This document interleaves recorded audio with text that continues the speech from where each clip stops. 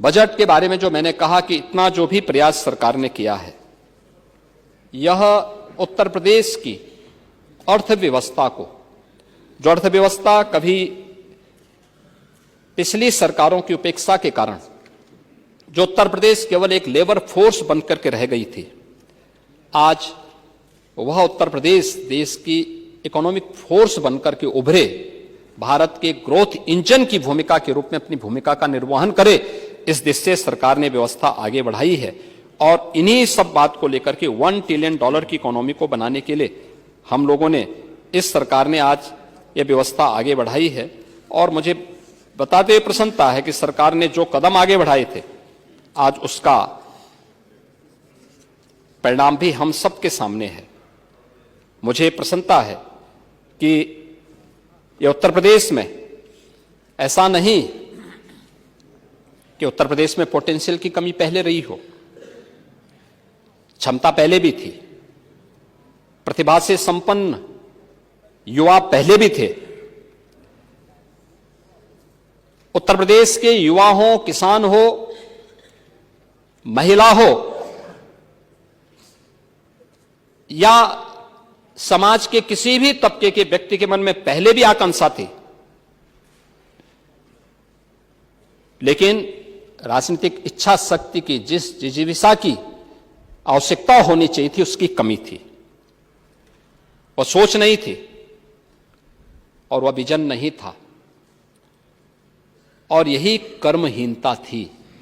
जिसके कारण उत्तर प्रदेश एक नीतिगत जड़ता का शिकार हो गया था, बीमारू राज्य हो गया था, पहचान के संकट से गुजर रहा था। विकास तो यहां पे प्राथमिकता थी ही नहीं। वेलफेयर की स्कीम गरीब को मिले, गांव को मिले, कमजोर को मिले, वंचित को मिले, ये कहीं प्राथमिकता नहीं थी। जब स्वयं का हित महत्वपूर्ण हो जाता है तो परमार्थ की बात नहीं हो सकती। परमार्थ की बात करने के लिए स्वयं के हित से उभरना पड़ेगा और उस स्व को ढूंढना पड़ेगा, अन्य की पीड़ा के साथ अपनी संवेदना को जोड़ना पड़ेगा। और यह हम सब ने इसी भाव के साथ इस बजट को, लगातार 9वें बजट को हम लोगों ने इस माननीय सदन के सामने प्रस्तुत किया है। और इस बजट को प्रस्तुत करते हुए मुझे ये बातें याद आ रही हैं कि वास्तव में आप लोग दुष्प्रचार खूब करिए, खूब हो हल्ला करिए, शब्दों की, मर्यादाओं की सीमाओं को भी लांघिए, लेकिन जनता जनार्दन आपको और आपके इस चीर हरण के दृश्य को भी देख रही है।